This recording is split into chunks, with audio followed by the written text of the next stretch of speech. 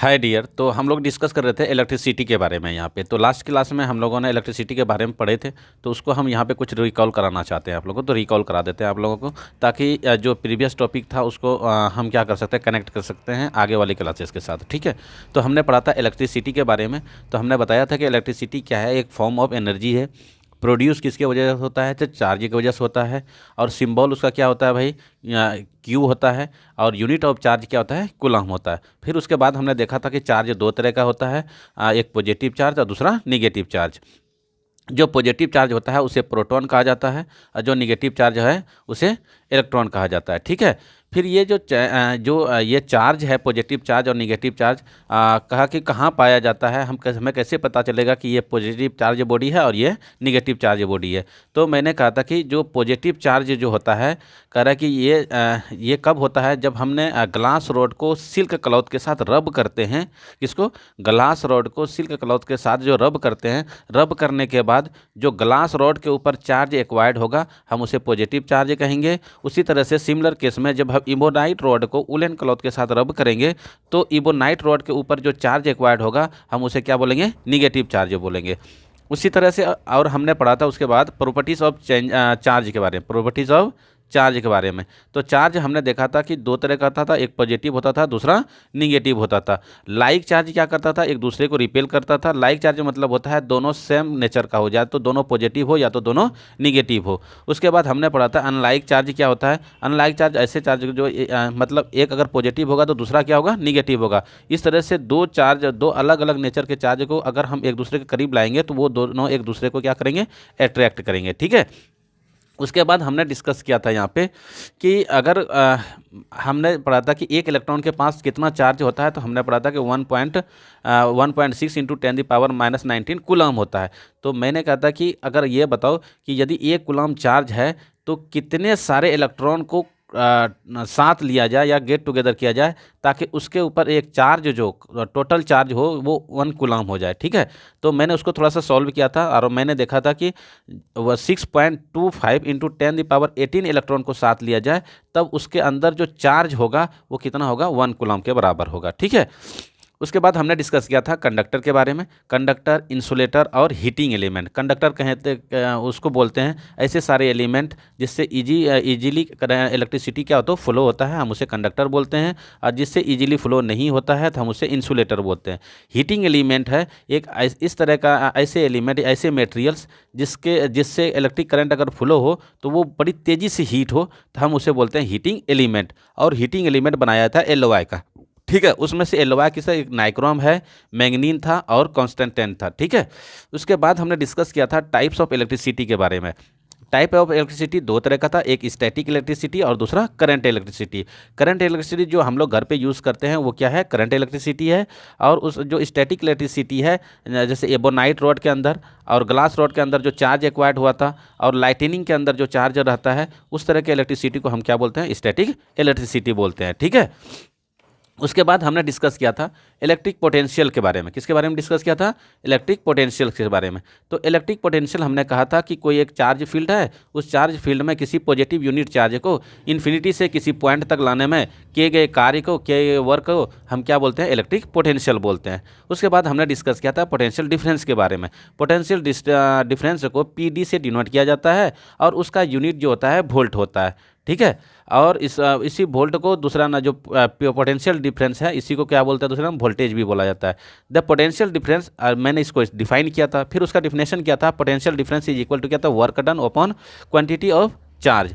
अब work done को W से डिनोट करते हैं, क्वांटिटी ऑफ चार्ज को Q से डिनोट करते हैं, पोटेंशियल डिफरेंस को V से डिनोट करते हैं। तो W बराबर क्या हो गया, अगर हम इसको क्रॉस मल्टीप्लिकेशन करेंगे तो W इक्वल टू क्या हो जाएगा, V इंटू क्यू। तो W इज इक्वल टू क्या हो गया, V इंटू क्यू। उसके बाद हमने एक क्वेश्चन से लिया था कि कोई एक वायर है, उसमें 2 कूलम चार्ज फ्लो होता था और पोटेंशियल डिफरेंस दोनों इंड ऑफ वायर का भी से भी तक गया, तो 118 वोल्ट से 118। जब भी हम इलेक्ट्रिक करंट फ्लो होता है तो lower voltage to higher voltage, higher voltage to lower voltage होता है। ठीक है। तो अब यहाँ पे क्या हो जाएगा, इसका पोटेंशियल डिफरेंस कितना हो जाएगा यहाँ पे भाई, VAB हमने निकाला था 10 वोल्ट हुआ था और उसको हमने सॉल्व किया था, तो वर्क डन कितना हो गया था यहाँ पे 20 जूल्स। और वर्क का यूनिट क्या होता है, जूल्स होता है। ठीक है।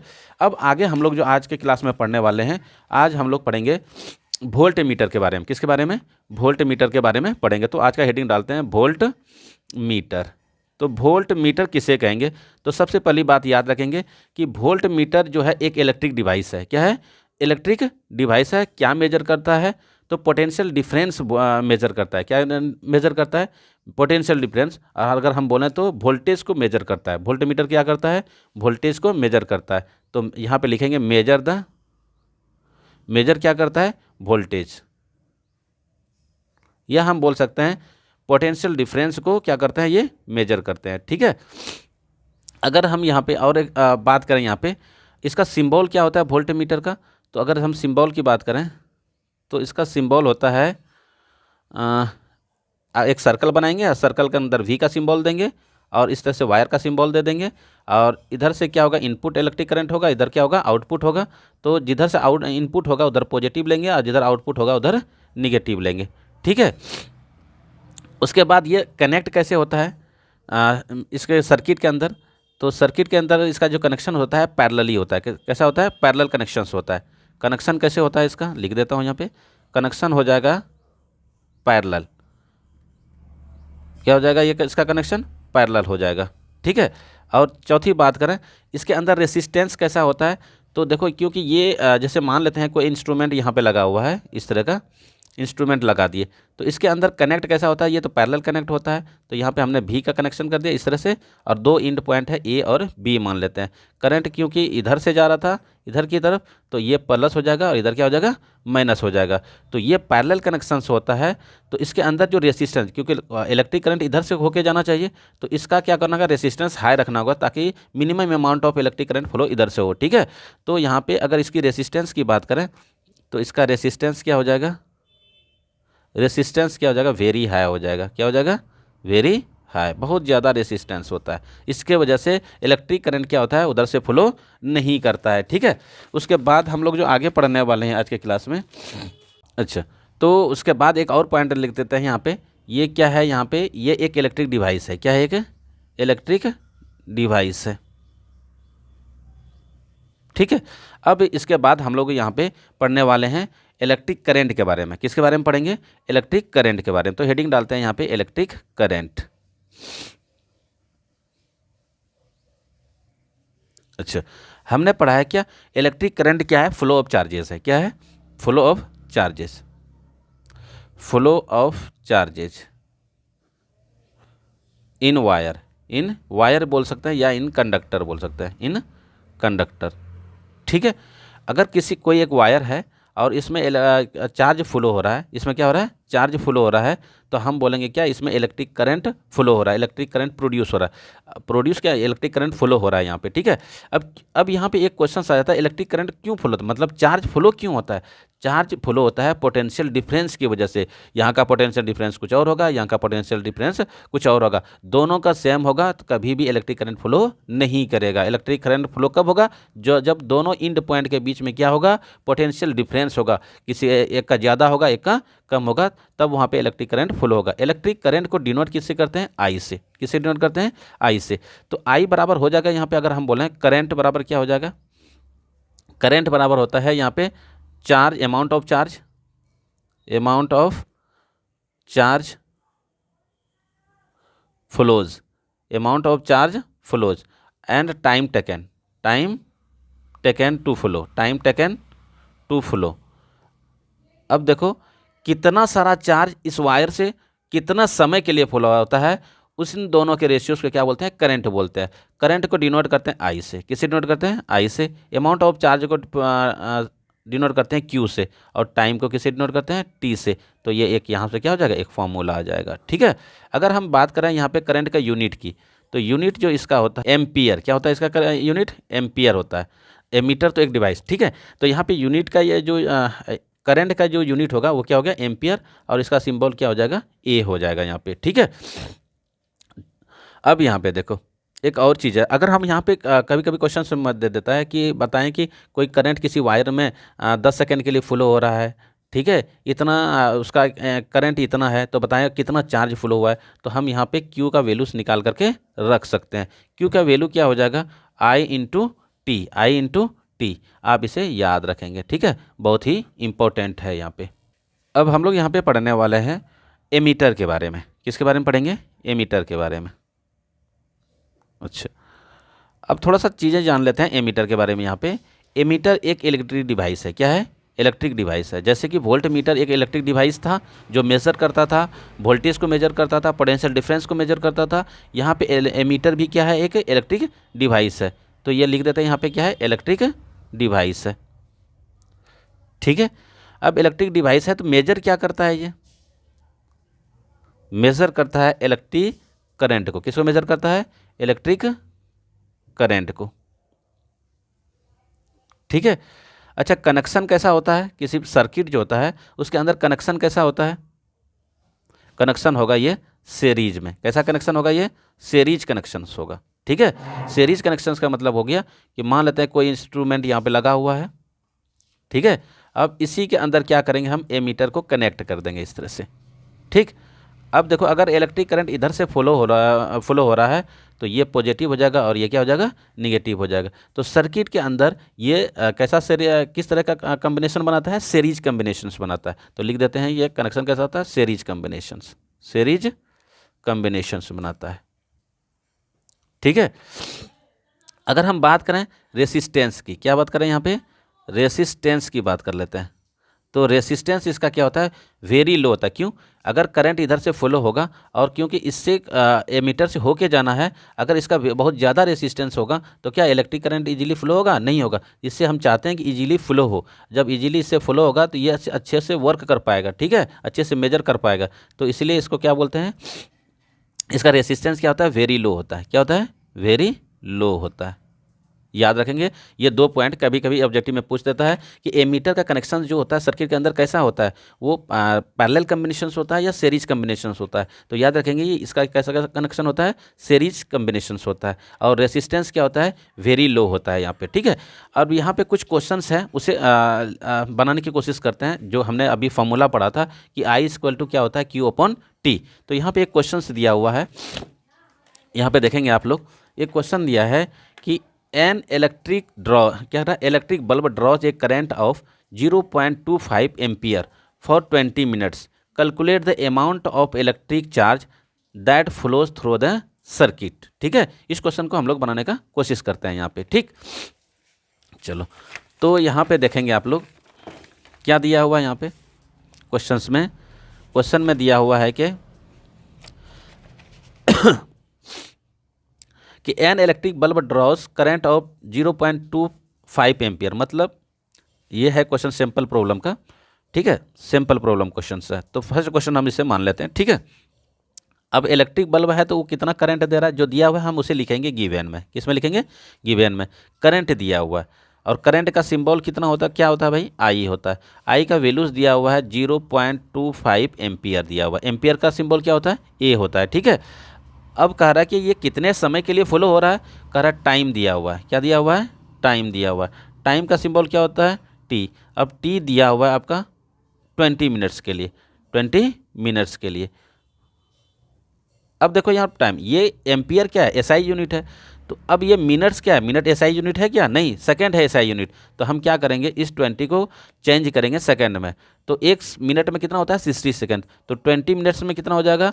20 इंटू 60 सेकेंड। ठीक है, और जब हम इसे मल्टीप्लाई करेंगे तो 6 2 जा कितना हो जाएगा? 12। तो ये 1200 सेकेंड हो जाएगा। आपको निकालना क्या है? कह रहा है कितनी इलेक्ट्रिक चार्ज फ्लो किया है उस सर्किट के अंदर। मतलब आपको निकालना है टोटल चार्ज। क्या निकालना है? टोटल चार्ज निकालना है।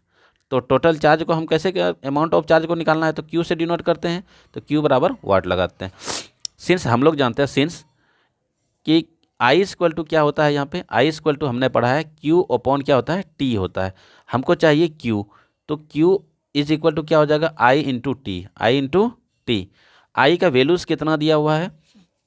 आई का वैल्यू दिया हुआ है 0.25 एम्पियर और टाइम कितना दिया हुआ है? 1200। ठीक है, जब हम इसे सॉल्व करेंगे तो क्या आ जाएगा? यहाँ पे देखो, इस पॉइंट को हटाएंगे तो नीचे कितना आ जाएगा? 2 जीरो आ जाएगा। ये 2 जीरो इसके साथ क्या हो जाएगा? कैंसिल हो जाएगा। तो यहाँ आ जाएगा 25 इंटू कितना हो जाएगा? 12। अब 25 को 12 से जब हम मल्टीप्लाई करेंगे तो ये कितना आ जाएगा? 300। अब यहाँ पे ये देखेंगे 300, यहाँ तो यूनिट लिया नहीं था। अब यहाँ पे देखो क्यू है। क्यू क्या है? चार्ज का सिंबल है, तो चार्ज का यूनिट क्या होता है भाई, कूलाम होता है। तो यहाँ पे कूलाम लिख देंगे, क्या लगेंगे, कूलाम। कितना हो गया भाई, 300 कूलाम्स क्या होगा वहाँ पे चार्ज फ्लो होने वाला है उस सर्किट के अंदर। यदि उसमें करंट फ्लो हो रहा है 0.25 एम्पियर, और वो कितने मिनट के लिए हो रहा है, 20 मिनट्स के लिए। यदि उस सर्किट के अंदर 0.25 एम्पियर करंट है और टाइम ले रहा है कितना, 20 मिनट के लिए, तो टोटल चार्ज पूछेगा कितना फ्लो हुआ है, तो हम बोलेंगे 300 कूलाम चार्ज क्या हुआ है, फ्लो हुआ है। यही हो जाएगा आंसर यहाँ पे, ठीक है। अब यहाँ पे आगे हम लोग पढ़ने वाले हैं डायरेक्शन ऑफ इलेक्ट्रिक करंट। क्या पढ़ने वाले हैं, डायरेक्शन ऑफ इलेक्ट्रिक करंट, ठीक है। अब यहाँ पे देखो हेडिंग डाल देते हैं, डायरेक्शन ऑफ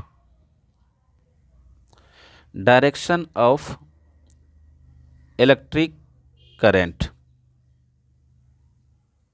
ठीक है। कन्वेंशनली जो है मान लिया गया है कि कोई वायर है, क्या है ये, एक वायर है, और वायर में करंट इधर से फ्लो हो रहा है, ठीक है।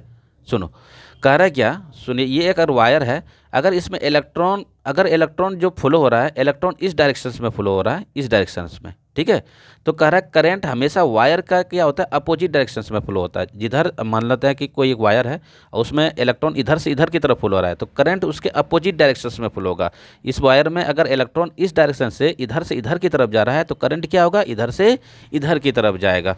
फिर दूसरा समझने की कोशिश करते हैं, कभी क्वेश्चन में दे देगा कि प्रोटॉन जो है इस वायर के अंदर इस डायरेक्शन से, मतलब ए से बी की तरफ जा रहा है, ए से बी की तरफ जा रहा है, क्या भाई, प्रोटॉन का फ्लो, ये क्या है, प्रोटॉन का फ्लो का डायरेक्शन। तो कहा करंट का भी डायरेक्शन क्या होगा, सेम ही रहने वाला, करंट भी इसी डायरेक्शन, मतलब प्रोटॉन पॉजिटिव चार्ज जिस डायरेक्शन में फ्लो होगा, करंट भी उसी डायरेक्शन में फ्लो होगा। लेकिन निगेटिव चार्ज जिस डायरेक्शन में फ्लो होगा, उसके अपोजिट डायरेक्शन में क्या होगा, करंट का फ्लो होगा, ठीक है। कई क्वेश्चन में दिया हुआ है कि अल्फा पार्टिकल्स फ्लो, अल्फा क्या है, पॉजिटिव है, अल्फा पार्टिकल क्या है, पॉजिटिव है। तो जिधर अल्फा पॉजिटिव है तो करंट का डायरेक्शन भी क्या होगा, उधर ही होगा जिधर अल्फा पार्टिकल फ्लोस होगा। और जिधर इलेक्ट्रॉन फ्लो होगा उसके अपोजिट डायरेक्शन में हमेशा हमको क्या लेना है कि करंट को फ्लो होने वाला है, ठीक है। तो ये ए मान लेते हैं और ये बी। इलेक्ट्रॉन बी से ए की तरफ जा रहा है तो करंट क्या हो जाएगा, ए से बी की तरफ जाएगा, ठीक है। आगे देखते हैं, यहाँ पे आगे हम लोग पढ़ने वाले हैं यहाँ पे इलेक्ट्रिक सर्किट के बारे में। किसके बारे में पढ़ेंगे, इलेक्ट्रिक सर्किट के बारे में।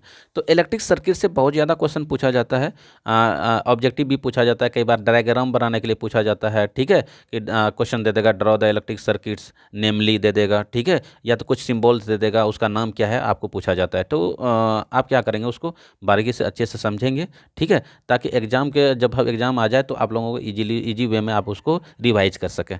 तो अब यहाँ पे देखो इलेक्ट्रिक सर्किट के बारे में पढ़ेंगे। किसके बारे में पढ़ेंगे, इलेक्ट्रिक सर्किट के बारे में। इलेक्ट्रिक सर्किट, ठीक। अब इलेक्ट्रिक सर्किट क्या है पहले इसको जान लेते हैं।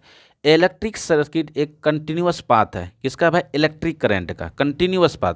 कह रहा है electric circuit is a closed and continuous path of electric current which having the electric component like wires, अब electric bulb, switch, voltmeter, ammeters, ठीक है। तो इस तरह के इलेक्ट्रिक कंपोनेंट के भी अपने साथ रखता है, तो हम उसके क्या बोलते हैं, इलेक्ट्रिक सर्किट बोलते हैं। अब इलेक्ट्रिक सर्किट का जो डायग्राम है उसको देख लेते हैं। सबसे पहले हम क्या लगाएंगे, एक बैटरी लगा देते हैं, क्या लगाते हैं, बैटरी। तो यहाँ पे हमने क्या कर दिया, बैटरी को लगा दिया, ठीक है, और इसको वायर से कनेक्ट कर दिया। ये जो बड़ा जो है ये पॉजिटिव रहता है, जहाँ छोटा है वो क्या होता है, निगेटिव होता है। अब हम ये दे दिए, ये वायर है, ठीक है। वायर में हमने क्या कर दिया, वायर के अंदर हमने एक स्विच लगा दिया, क्या कर दिया हमने, स्विच लगा दिया, ठीक है। ये स्विच का सिंबल है, आगे हम लोग पढ़ेंगे यहाँ पे। ये स्विच लगा दिया। अब स्विच के साथ साथ हमने क्या कर दिया, कनेक्ट कर दिया एमीटर को। किसको कनेक्ट कर दिया, एमीटर को। एमीटर को कनेक्ट कर दिया, क्योंकि इधर पॉजिटिव है तो ये प्लस हो जाएगा और इधर क्या हो जाएगा, माइनस हो जाएगा। अब एमीटर क्या करता है, इलेक्ट्रिक करंट को मेजर करेगा, कितना करंट फ्लो हो रहा है उसमें, ठीक है। साथ ही साथ हमने क्या लगा दिया, यहाँ पे एक बल्ब लगा दिया। क्या कर दिया हमने, बल्ब लगा दिया यहाँ पे, ठीक है। अब ये बल्ब लगा दिया हमने। अब यहाँ पे हमने क्या कर दिया, इसके पैरेलली एक, क्योंकि वोल्टमीटर कैसे अटैच होता है, पैरेलल पे अटैच होता है, तो यहाँ पे हमने पैरेलली इसको क्या कर दिया, एक वोल्टमीटर को कनेक्ट कर दिया और इधर क्या कर दिया, माइनस लगा दिया, ठीक है, ठीक। अब यहाँ पे आगे तो देखिए, यहाँ पे अब इस तरह से हमने क्या कर दिया, इसको, ये पॉजिटिव था, ये निगेटिव, और निगेटिव और पॉजिटिव को इस तरह से कनेक्ट कर दे। अब देखो ये क्लोज एंड कंटिन्यूअस पाथ हो गया। अब यहाँ पे जो स्विच है ये स्विच ऑफ स्विच है। जैसे ही हम इस स्विच को ऑन करेंगे तो यहाँ पे एक पॉइंट डालेंगे, ठीक है, ये स्विच का सिंबल, ये क्लोज स्विच है, और जब पॉइंट नहीं डाले थे तो वो ओपन स्विच था, ठीक है। अब जैसे ही ओपन होगा तो ये ग्लो करने लगेगा, बल्ब क्या करने लगेगा। तो यहाँ पे डियर कुछ टेक्निकल इशू की वजह से वीडियो कट हो गया था, तो मैं थोड़ा सा इसको रिवाइज कर देता हूँ कि मैंने कहा था क्या, जैसे ही इसमें इलेक्ट्रिक करंट फ्लो होगा तो ये बल्ब क्या होने लगेगा, ग्लो करने लगेगा, ठीक है।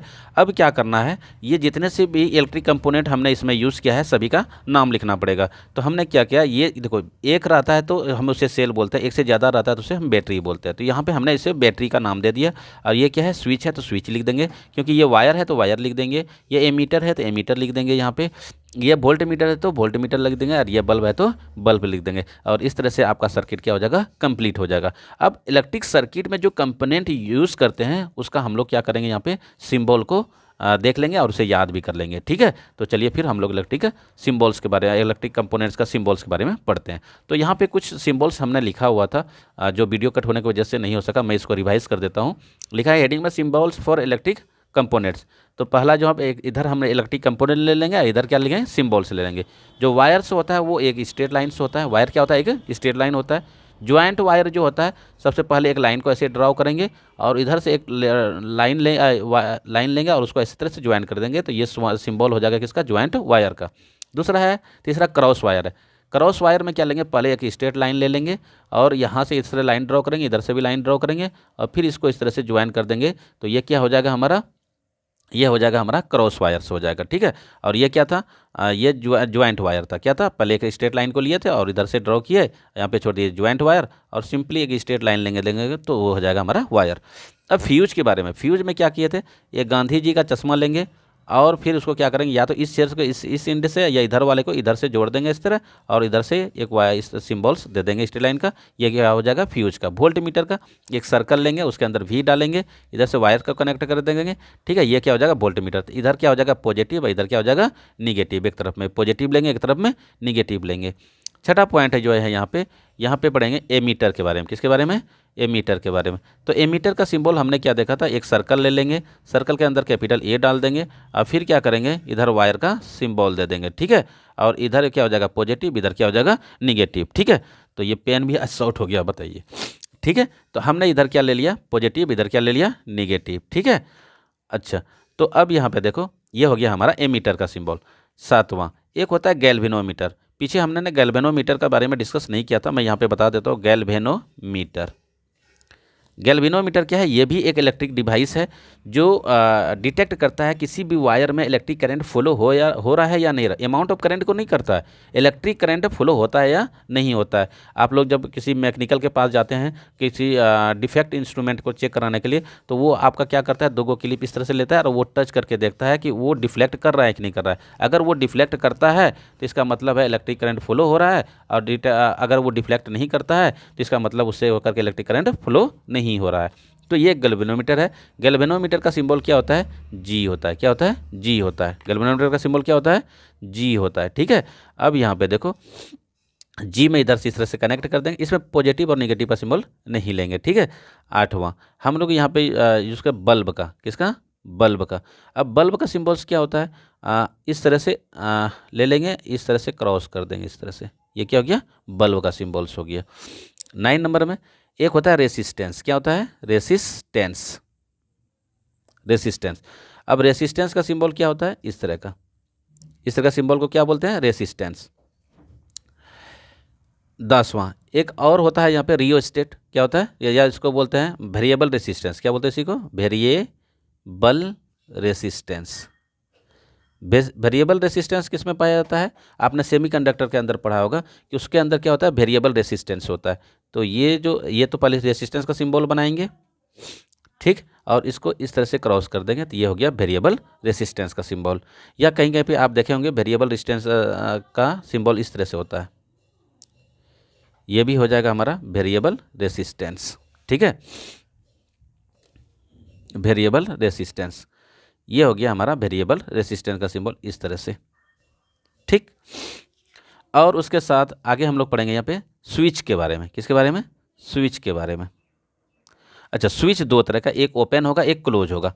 जैसे ये स्विच जो है ये ओपन स्विच है, और दूसरा क्या है, इस तरह का स्विच, और बीच में अगर डॉट दे देंगे तो ये क्लोज स्विच हो जाएगा। इसी ओपन स्विच में भी दो तरह का सिंबल, एक तो इस तरह से आता है, इस तरह से, इसको ज्वाइंट नहीं करेंगे तो ये भी हो गया हमारा ओपन स्विच। और यहाँ पे क्लोज स्विच में दूसरा क्या है, इस तरह से लेंगे और इस तरह से यहाँ पे पॉइंट डालेंगे, इस तरह से पॉइंट रहेगा, तो ये क्या हो गया, क्लोज स्विच हो गया। ठीक है, तो इस तरह से कुछ इलेक्ट्रिक कंपोनेंट है जो हम इलेक्ट्रिक सर्किट के में यूज़ करते हैं। ठीक है, उसका सिंबल्स कभी कभी एग्जाम में पूछा जाता है ऑब्जेक्टिव के तौर पर, तो आप इसे याद रखेंगे। उसके बाद जो हम लोग आज पढ़ने वाले हैं, यहाँ पे हमने सर्किट डायग्राम को देख लिया। सर्किट के बाद हमने देख लिया कि यहाँ पे electric symbols for electric components. उसके बाद आज जो हम लोग पढ़ेंगे यहाँ पे ओम्स लॉ के बारे में पढ़ेंगे। किसके बारे में पढ़ेंगे, ओम्स लॉ। इसमें देखते हैं कुछ क्वेश्चंस दिया हुआ है क्या, उस क्वेश्चंस को एक दो को हम लोग सॉल्व करते हैं। यहाँ पे एक क्वेश्चंस दिया हुआ है, यहाँ पे दिया है क्या, देखो क्वेश्चन नंबर 23 क्या दिया है, if the charge on electric if the charge on one electron is 1.6 into 10 to the power minus 19 coulombs, how many electrons should passes through a conductor in 1 second to constitute 1 ampere of current। कह रहा है यदि इतना एक electron का charge इतना होता है तो कह रहा है कि 1 एम्पियर करंट फ्लो होने के लिए 1 सेकेंड में कितनी चार्जेस को फ्लो होना होगा। अब यहाँ पे जो दिया हुआ है उसको देख लेते हैं। यहाँ पे क्वेश्चन नंबर कितना है, क्वेश्चन नंबर हो गया आपका 23। क्वेश्चन नंबर क्या है, 23। ठीक है, ये पेज नंबर 21 है, 21 के अंदर है ये पेज नंबर है। ठीक है, पेज नंबर 21। तो यहाँ पे दिया हुआ है आपका कि करंट कितना दिया हुआ है, करंट दिया हुआ है आपका आई दिया हुआ है 1 एम्पियर। कितना दिया हुआ है, 1 एम्पियर दिया हुआ है। और टाइम कितना दिया हुआ है, टाइम दिया है 1 सेकेंड। कितना दिया हुआ है, 1 सेकेंड के लिए फ्लो होना है। ठीक है, तो कह रहा है कि एक इलेक्ट्रॉन के चार्ज कितना होता है, 1.6 इंटू 10 पावर माइनस 19 कूलम। तो कह रहा है कि आपको क्यू निकालना है। क्या निकालना है, क्यू बराबर वाट। ठीक है, यहाँ पे how many electron should passes, कहता है कितना इलेक्ट्रॉन्स पास होगा। तो पहले हम क्यू निकाल लेते हैं, उसके बाद इलेक्ट्रॉन की संख्या भी निकाल लेंगे। तो सिंस हम लोगों को क्या पता है, यहाँ पे हमको नंबर ऑफ इलेक्ट्रॉन्स पता करना है। नंबर ऑफ इलेक्ट्रॉन्स कितना होगा, यही ना। तो हम लोगों ने पढ़ा है क्यू बराबर क्या होता है, I into T, current into सर टाइम्स। अब यहाँ पे आई का वैल्यू कितना दिया हुआ है, 1 दिया हुआ है। ठीक, और यहाँ पे टाइम कितना दिया हुआ है, 1 दिया हुआ है। तो ये कितना, जो 1 इंटू 1 कितना हो गया, 1 कूलम। और 1 कूलम में कितना सारा इलेक्ट्रॉन होता है, 6.25 इंटू 10 दी पावर कितना होता है, 18 इलेक्ट्रॉन्स होता है। पीछे हमने इसका सॉल्व, इस प्रॉब्लम को सॉल्व किया था पीछे। ठीक है, आप लोग देख लीजिएगा पीछे वाला वीडियो, जिसका लिंक आपको डिस्क्रिप्शन बॉक्स में मिल जाएगा। ठीक है, आगे हम लोग पढ़ने वाले हैं यहाँ पे ओम्स लॉ के बारे में। किसके बारे में, ओम्स लॉ के बारे में। तो हेडिंग में डालते हैं ओम्स लॉ। क्या हो जाएगा, ओम्स लॉ, ओम्स लॉ। अच्छा, ओम्स लॉ क्या कहता है कि कोई एक वायर है, अगर वायर के अंदर क्या आता है, उसके इंड पॉइंट में क्या है, पोटेंशियल डिफरेंस, मतलब उसका पोटेंशियल यहाँ कुछ और है, यहाँ पे कुछ और है, तो क्या होगा, इससे इलेक्ट्रिक करंट फ्लो होगा। ठीक है, तो कहता है क्या ओम्स लॉ, कह रहा है एट द कांस्टेंट टेम्परेचर, क्या कर रहा है, at constant temperature the current flowing through the conductor is directly proportional to the potential difference across its end. ठीक है, तो कह रहा है कि इसमें जो करंट फ्लो होगा, फिर से मैं बता रहा हूँ, the current flowing through the conductor is directly proportional to the potential difference across its end. मतलब अगर ये वायर है, वायर में अगर आई करंट फ्लो हो रहा है, इसके अंदर जो पोटेंशियल डिफरेंस होगा उसके ये क्या होगा, ये करंट उसके प्रोपोर्शनल से, मतलब आई इज प्रोपोर्शनल टू क्या हो जाएगा, बी, मतलब भी proportional to I proportional to क्या होगा, भी। अगर यहाँ पे हमने क्या कहा, ये क्या है करंट, तो आई का जब हम इस प्रोपोर्शनल को हटाएंगे तो यहाँ पे एक कांस्टेंट एग्जिस्ट कर देगा, जिसे बोलते हैं आर, जिसे क्या बोलते हैं आर, और यहाँ क्या है भी, तो ये हो जाएगा भी। तो आर क्या है यहाँ पे, ये कांस्टेंट है, प्रोपोर्शनल कांस्टेंट, यहाँ पे लिख सकते हैं आर इस क्या है, प्रोपोर्शनल कांस्टेंट। और इसे कहा क्या जाता है, रेसिस्टेंस कहा जाता है। इसे क्या कहा जाता है, रेसिस्टेंस कहा जाता है। ठीक है, तो यहाँ पे आप इस फॉर्मूला को याद रखेंगे। आर इक्वल टू क्या होता है, आर इक्वल टू आर भी, या हम बोल सकते हैं V बराबर आई आर, पीछे हम लोग पढ़े हैं V बराबर क्या पढ़ते थे, आई आर। और जिस तरह से यहाँ पे अगर हम बात करें कि I प्रोपोर्शनल टू V होता है तो V भी प्रोपोर्शनल क्या होगा, आई का। तो यहाँ से एक फॉर्मूला निकल के आ जाएगा हमारा, V बराबर क्या हो जाएगा, आई आर। ये वाला फॉर्मूला हम लोग क्या करते हैं, यूज़ करते हैं न्यूमेरिकल्स को सॉल्व करने में, ठीक है। क्योंकि जब आई प्रोपोर्शनल होगा V का तो V भी प्रोपोर्शनल होगा क्या, R का। तो यहाँ से अगर हम R का वैल्यू निकालें तो R बराबर क्या हो जाएगा, V upon I, V upon आई। इसे भी क्या करेंगे, याद रखेंगे। तो एक चीज़ यहाँ पे देख लो क्या हो रहा है, R जो है R V के प्रोपोर्शनल है, R क्या है, करंट के इन्वर्सली प्रोपोर्शनल है। एक चीज़ यहाँ पे कंक्लूजन आ जाएगा क्या, कि V जो है यहाँ पे R जो है, R चेंजेस, जैसे V चेंज होगा यहाँ पे R क्या होगा, जैसे जैसे V बढ़ेगा वैसे वैसे रेसिस्टेंस भी क्या होगा, बढ़ेगा। लेकिन जैसे जैसे करंट बढ़ेगा तो रेसिस्टेंस क्या होगा, घटेगा, उल्टा हो जाएगा। तो R is directly proportional to, R is, पहला पॉइंट क्या हो जाएगा, R is directly proportional to V, ठीक है। डायरेक्टली प्रोपोर्शनल का क्या मतलब हो गया यहाँ पे, कि अगर R बढ़ रहा है, R बढ़ रहा है तो इसका मतलब V भी बढ़ेगा, और अगर R डिक्रीज हो रहा है तो इसका मतलब V भी क्या होगा, डिक्रीज होगा। और दूसरी पॉइंट जो है, R is indirectly proportional to portional to R I, ये हो गया। इसका मतलब है कहीं पे आई ज़्यादा है, आई क्या है, ज़्यादा है, तो भी क्या हो जाएगा, वहाँ पे भी कम होने वाला, सॉरी आर क्या होने वाला है, कम होने वाला है। और जहाँ पे आई डिक्रीज कर रहा है वहाँ पे आर क्या होगा, इंक्रीज करेगा। समझ में आ रहा है। तो ये एक दूसरे का इन्वर्सली प्रोपोर्शनल्स है। तो अगर आप पॉइंट में लिखना चाहेंगे तो आप लिख सकते हैं कि current is directly proportional. First यहाँ पे पॉइंट लिख देता हूँ, remark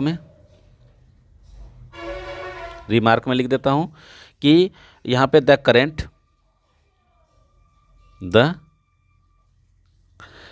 is directly proportional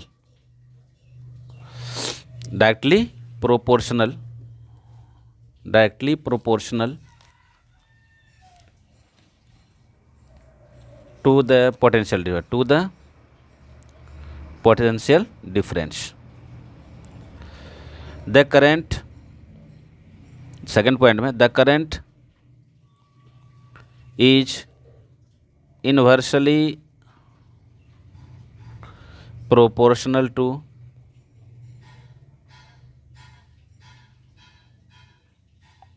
the resistance, ठीक है। इसे याद रखेंगे आप लोग, ठीक।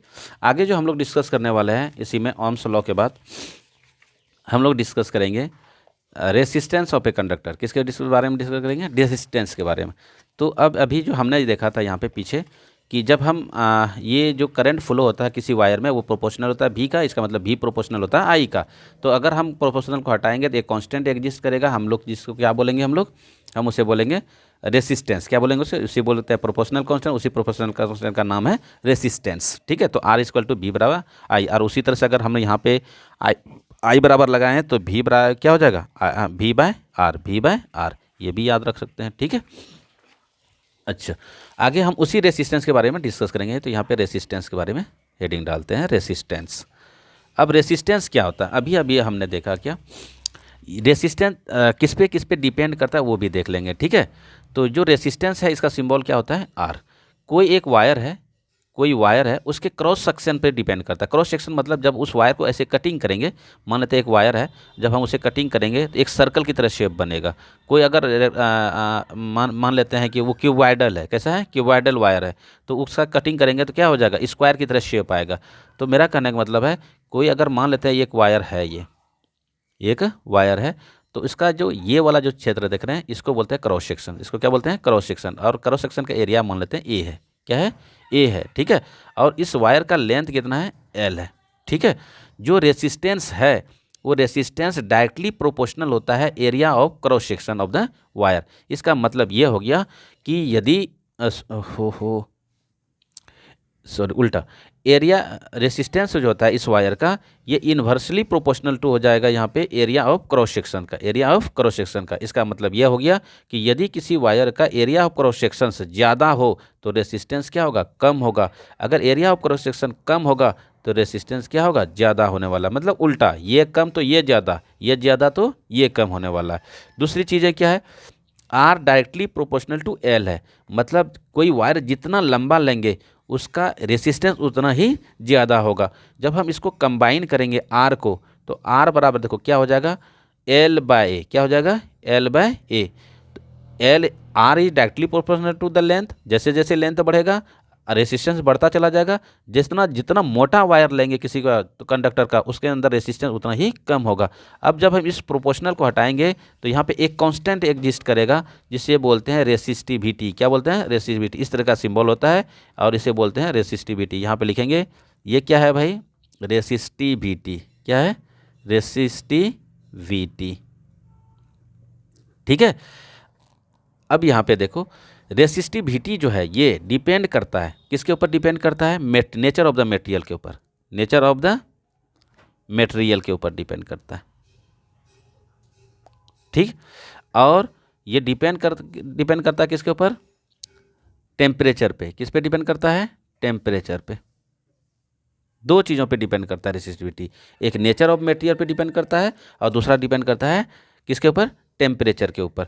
तो यहाँ पे अगर हम रेसिस्टिविटी का फॉर्मूला निकालना चाहें तो रेसिस्टिव बराबर क्या हो जाएगा, रेसिस्टिविटी बराबर यहाँ हो जाएगा हमारा आर ए बाय क्या हो जाएगा, एल।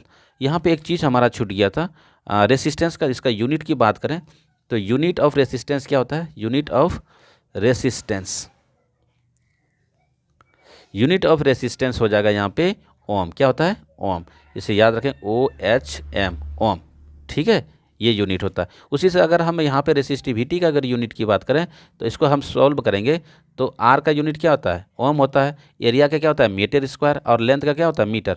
जब हम सॉल्व करेंगे रेसिस्टिविटी का तो यहाँ पे आ जाएगा, देखो आर का होता है ओम और एरिया का होता है मीटर स्क्वायर और लेंथ का होता है यूनिट मीटर। तो इसको हम जब सॉल्व करेंगे तो मीटर मीटर क्या हो जाएगा, कैंसिल लेगो, तो यहाँ पे ओम मीटर बच जाएगा। तो इसका यूनिट जो हो जाएगा क्या हो जाएगा, ओम मीटर। ये याद रखेंगे क्या होता है, ओम मीटर। मैं लिख देता हूँ लैंग्वेज में भी, ओम मीटर। ओम मीटर किसका यूनिट होता है भाई, रेसिस्टिविटी का। ठीक है। चलो, तो उसके बाद हम लोग यहाँ पे हमने डिस्कस कर लिया था, रेसिस्टेंस के बारे में डिस्कस कर लिया और इसी साथ साथ हमने किसका, रेसिस्टिविटी के बारे। और कुछ प्रॉपर्टीज़ अगर यहाँ पे जानना चाहें तो ये resistivity directly proportional to resistance होता है। एरिया पर मतलब एरिया ज़्यादा होगा तो उसके अंदर रेसिस्टिविटी ज़्यादा होगा, ज़्यादा रेसिस्टेंस होगा तो वहाँ पर रेसिस्टिविटी भी ज़्यादा होगा।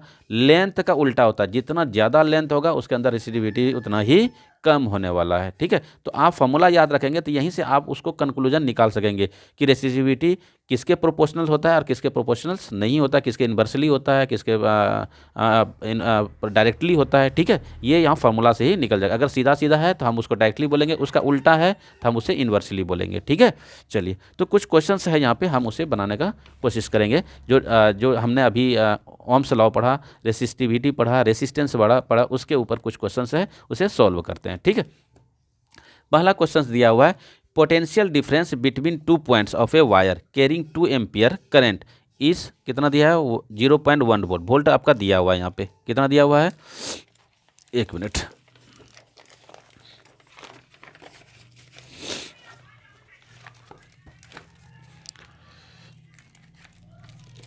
ठीक है।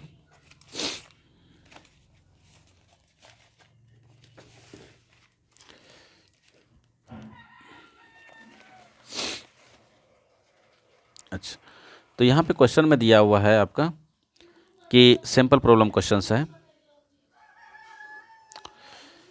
कह रहा है कि potential difference between 2 points of the wire, मतलब आपको PD दिया हुआ है। क्या दिया हुआ है, PD दिया हुआ है। पोटेंशियल डिफरेंस दिया है, कह रहा है potential difference 2 points of the wire carrying 2 ampere current is 0.1 volt. मतलब दिया हुआ है 0.1 वोल्ट है। कितना दिया है, 0.1 वोल्ट। और करंट दे दिया है आपका, कितना है, करंट दिया है 2 एम्पियर है। एम्पियर का सिंबल क्या होता है, A होता है। तो कह रहा है कि calculate the resistance between the between these points, मतलब आपको आर निकालना है, और रेसिस्टेंस का सिंबल क्या होता है, आर होता है, तो आपको आर चाहिए। सिंस आप लोग क्या पढ़े, ओम्स लॉ से, तो यहाँ पे लिखेंगे बाय ओम्स लॉ से, ओम्स लॉ से, ठीक है। ओम्स लॉ क्या कहता है, V इक्वल टू क्या होता है, I R, V equal to I R, और हमको चाहिए क्या, आर, तो आर इक्वल टू क्या हो जाएगा, V upon I, V upon I हो जाएगा। मतलब R is directly proportional to volts और inversely proportional to the amount of current. अब यहाँ पे देखो V बराबर हमको दिया हुआ है 0.1 और I का वैल्यू कितना दिया हुआ है, यहाँ पे 2 दिया हुआ है। जब हम इसे सॉल्व करेंगे तो इस पॉइंट को हटा देते हैं, यहाँ पे कितना आ जाएगा 0, मतलब 1/20। जब इसे डिवाइड करेंगे तो ये आ जाएगा 0.05। अब रेसिस्टेंस का यूनिट क्या होता है, ओम, तो यहाँ पे लग जाएगा ओम। कितना आ गया हमारा, यहाँ पे रेसिस्टेंस का वैल्यू कितना आ गया, 0.05 एम्पियर, ठीक है। उसी तरह से सैम्पल प्रॉब्लम 2 में देख लेते हैं। यहाँ पे क्वेश्चन दिया हुआ है, आपको क्वेश्चन दिखाना चाहेंगे कि यहाँ पे लिखा है कि ए सिंपल इलेक्ट्रिक सर्किट, क्या दिया हुआ है क्वेश्चन में, यहाँ पे दिया हुआ है a simple electric circuit has a 24 volt battery and resistance of 60 ohms. कितना दिया हुआ रेसिस्टेंस, 60 ओम्स, तो आर का वैल्यू दिया हुआ है और वी का वैल्यू दिया। What will be the current in the circuit, the resistance of connecting wire is negligible. जो उसमें कनेक्टिंग, ये तो कंडीशन दे दिया कि आप जो कनेक्टिंग वायर है उसको निग्लिजिबल सर्किट, क्योंकि वायर के अंदर भी रेसिस्टेंस होता है, तो उसको आप क्या करें, इग्नोर करेंगे, ठीक है। What will be the current in the circuit. देखो यहाँ पे आपको दे दिया है, पहली बात क्वेश्चन में दिया है कि जो दिया हुआ है उसको मैं लिख लेता हूँ। गिवन आपको दिया है कि PD दिया हुआ है, क्या दिया हुआ है, PD दिया हुआ है, कितना है 24 वोल्ट, कितना दिया हुआ है 24 वोल्ट्स दिया हुआ है, ठीक है। और आपको 60 ओम्स दिया, अब सुनिए, ओम्स दिया हुआ 60 ओम्स, ओम्स का सिंबल क्या होता है भाई, इस तरह का 60 ओम्स, तो ये ओम्स किसका यूनिट है, तो हमें याद है रेसिस्टेंस का, तो रेसिस्टेंस का सिंबल क्या होता है, आर, इसका मतलब आर का वैल्यू दिया हुआ है। आपको निकालने को बोल रहा है कि तो करंट निकालने बोल रहा है, what will be the current, ठीक है। तो करंट को कैसे डिनोट करते हैं, आई से, तो आपको आई निकालना पड़ेगा यहाँ पे, ठीक। तो सिंस वही चीज़ देखो, VRI के बीच में रिलेशन कौन दिखाता है, ओम्स लॉ, तो लगाएंगे यहाँ पे by ohm's law, by ohm's law, by ohm's law क्या कर रहा है, V इक्वल टू क्या होता है, IR, और हमको चाहिए क्या, I चाहिए, तो I बराबर क्या हो जाएगा, V upon R, V upon R. V का वैल्यूज़ कितना दिया हुआ है, V का भी देखो यहाँ पे वैल्यू दिया हुआ है आपका, ये पोटेंशियल डिफरेंस ही V है आपका, ठीक है। ये 24 दिया हुआ है, 24 दिया हुआ है। आर का वैल्यू कितना दिया हुआ है, 60 दिया हुआ है, ठीक है। अब हम जब इसको डिवाइड करेंगे तो देखो इसको यहाँ पे इस तरह से डिवाइड कर सकते हैं ईजी वे में, 6 × 10 लिख सकते हैं इसको, 6 से इसको डिवाइड कर दीजिए तो ये कितना हो जाएगा 4। अब देखो 1 0 है तो 1 0 के बाद 1 डिजिट के बाद क्या कर दीजिए, पॉइंट लगा दीजिए, 0.4 एम्पियर हो जाएगा, क्योंकि करंट का यूनिट क्या होता है, एम्पियर होता है, तो एम्पियर का सिंबल ए होता है, ठीक है। एक और क्वेश्चन को यहाँ पे देखते हैं, लिखा है क्या, an electric iron draws a current of 3.4 ampere, current I का वैल्यू दिया हुआ है, from the 220 volt supply lines, ठीक है। What current will this electric iron draws when the connect to that 110 volt supply. देखिए पहले एक वायर है, वायर का करंट दिया हुआ है और उसका वोल्ट्स दिया हुआ है, पर रेसिस्टेंस नहीं दिया हुआ है, तो हमको इस यहाँ से क्या करना है, रेसिस्टेंस को निकाल लेना है। फिर कह रहा है कि यदि हम इस 220 वोल्ट को चेंज कर दें और मेरा वोल्ट कितना रख लें, 110 वोल्ट रख लें, तब कह रहा है क्या, जब इतना वोल्ट था इतना करंट फ्लो हो रहा था, जब इतना वोल्ट होगा तो करंट कितना होगा। तो आपने पढ़ा है कि V और करंट दोनों क्या है हमारा, V प्रोपोर्शनल टू I। इसका मतलब यह हुआ कि वोल्टेज अगर यहाँ पे ज़्यादा था तो ज़्यादा करंट था, वोल्टेज कम होगा तो करंट भी कम होगा, ये आपको मालूम होनी चाहिए, ठीक है। तो अगर हमारा आंसर में अगर हम करंट निकालेंगे और करंट कम, वोल्टेज यहाँ पे जब हम इसमें करंट निकालेंगे, अगर ज़्यादा इससे वैल्यू हो गया, इसका मतलब कहीं ना कहीं हम गलती किए हुए हैं, ठीक है। तो चलिए हम लोग इसे सॉल्व करते हैं। तो यहाँ पे दिया हुआ है सैम्पल प्रॉब्लम 3 में, सैम्पल प्रॉब्लम 3 में क्या दिया हुआ है, सैम्पल प्रॉब्लम 3 में दिया हुआ है आपका, यहाँ पे जो दिया हुआ है उसको लिख लेते हैं। गिवन क्या दिया हुआ है, गिवन कह रहा है कि करंट जो है वो है 3.4 एम्पियर, 3.4 एम्पियर, और PD दिया हुआ है, PD दिया हुआ है 220 वोल्ट दिया हुआ है, ठीक है, V4 वोल्ट। अब कह रहा है क्या, आपको क्या निकालना है, कह रहा है इफ़ इफ़ कह रहा है कि PD जो है आपका कितना हो जाए 100, सॉरी कितना दिया हो 110 वोल्ट, मतलब इसका हाफ हो जाए 110 वोल्ट हो जाए। ठीक है, तो कह रहा है क्या तब करंट का अमाउंट कितना होने वाला है। ठीक, अब देखो यहाँ से देखो, जब हम ओम्स लॉ पढ़ते हैं तो वहाँ पे VIR तीनों होना चाहिए। यहाँ पे देखो I दिया हुआ है, V दिया हुआ है, पर R नहीं दिया हुआ है। तो पहले वाले केस से हम क्या करेंगे, I यहाँ से R निकाल लेंगे, रेसिस्टेंस। ठीक है, now by ohm's law, by ohm's law, ohm's law, तो ओम्स लॉ क्या कहता है, V इक्वल टू क्या होता है IR। तो यहाँ पे हम R निकाल लेते हैं, R इक्वल टू क्या हो जाएगा V/I। तो ये इनिशियल वाला है, तो इनिशियल वाला में V देखो कितना था, V था 220 वोल्ट। ठीक है, I कितना दिया हुआ था 3.4।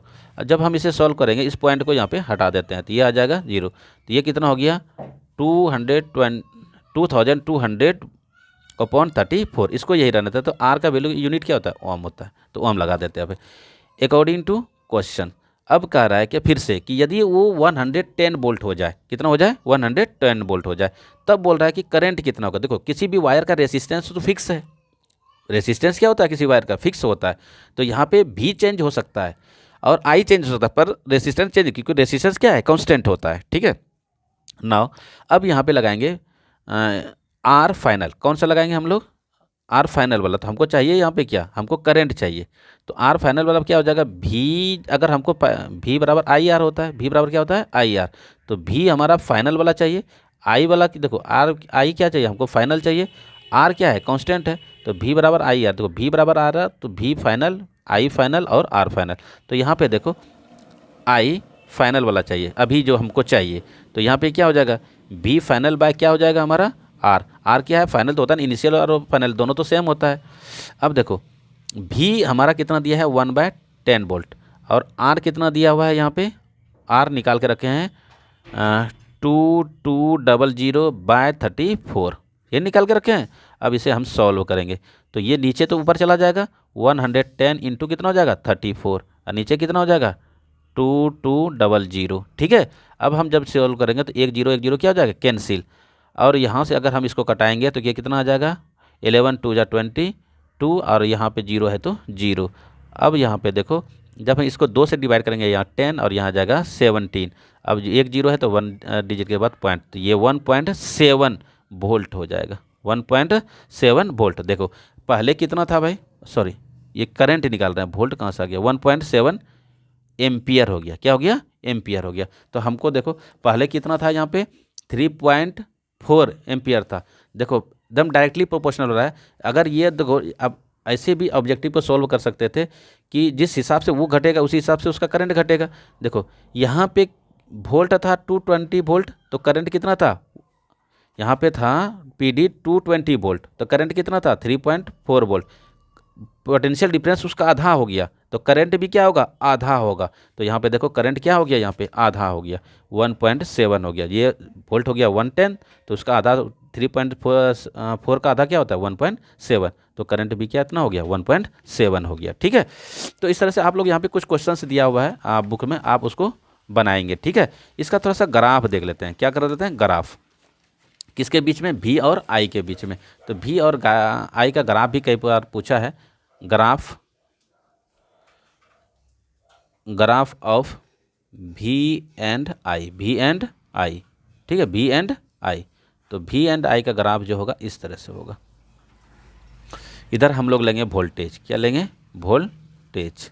ठीक है, क्योंकि वोल्टेज क्या है इंडिपेंडेंट है, तो वोल्टेज इस तरह से इधर चलेगा, और इधर क्या चलेगा करंट चलेगा, इधर क्या चलेगा करंट। तो यहाँ पे लिख देंगे करंट, और सिंबल देना चाहते हैं तो आप सिंबल भी डाल सकते हैं I, यहाँ पे सिंबल है V, तो V इसका जो ग्राफ होगा इस तरह से जाएगा स्ट्रेट लाइन में। ठीक है, तो ये ग्राफ भी आप याद रखेंगे। ठीक है, तो यहाँ पे हमने सेकेंड सब यूनिट को फिनिश कर दिया है। ठीक है, कुछ एक्सपेरिमेंट इसमें दिया है, सेकंड यूनिट है, हीटिंग एलिमेंट आपको हम पढ़ा चुके हैं।